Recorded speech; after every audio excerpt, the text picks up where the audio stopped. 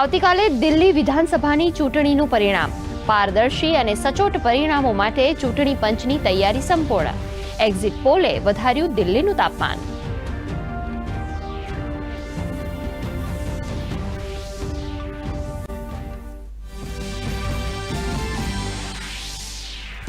રાજ્યસભામાં શક્તિસિંહ ગોહિલે સુરતમાં હીરા ઉદ્યોગની મંદી ઉપર ઉઠાવ્યા પ્રશ્નો. કેન્દ્રીય મંત્રી પિયુષ ગોયલે જવાબ આપતા કહ્યું કે G7 દેશોએ લગાવેલા પ્રતિબંધો એ તેમનો અધિકાર. ભારતમાંથી લેબનોન ડાયમંડના નિકાસમાં વધારો.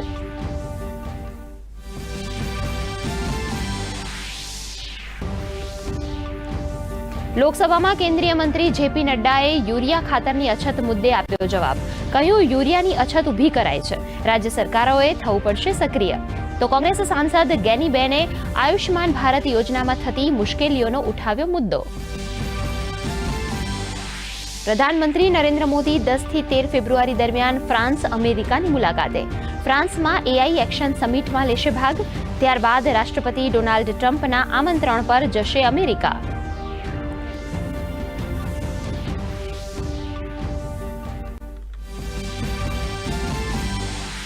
મુખ્યમંત્રી ભૂપેન્દ્ર પટેલે મહાકુંભમાં કર્યું અમૃત સ્નાન.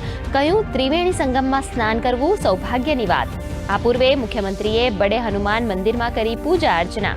અત્યાર સુધી 40 કરોડ લોકોએ લગાવી આસ્થાની ડૂબકી.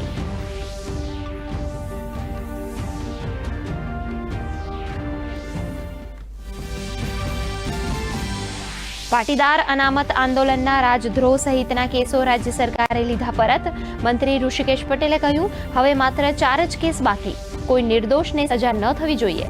ગૃહ રાજ્યમંત્રીએ કહ્યું ચાર્જશીટની તપાસ પૂર્ણ થતા લેવાયો આ નિર્ણય.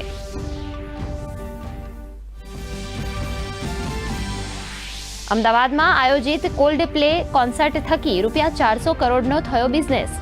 ગૃહ રાજ્યમંત્રી હર્ષ સંઘવીએ પોલીસની કામગીરીને બિરદાવી.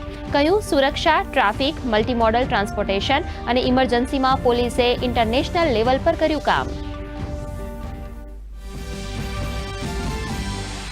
લોન થશે સસ્તી, EMI પણ ઘટશે.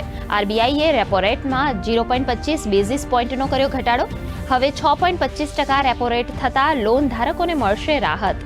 RBI ગવર્નરે કહ્યું આગામી વર્ષે વિકાસ દર 6.7% રહેવાનું અનુમાન. હવામાં ભેજનું પ્રમાણ વધતા તેમજ ઠંડા પવનો ફૂંકાતા રાજ્યમાં જામ્યો ઠંડીનો માહોલ. અમદાવાદ સહિત ઉત્તર ગુજરાતમાં ઠંડીનો ચમકારો. ઘણા જિલ્લાઓના તાપમાનમાં 2 થી 3 ડિગ્રીનો થયો ઘટાડો.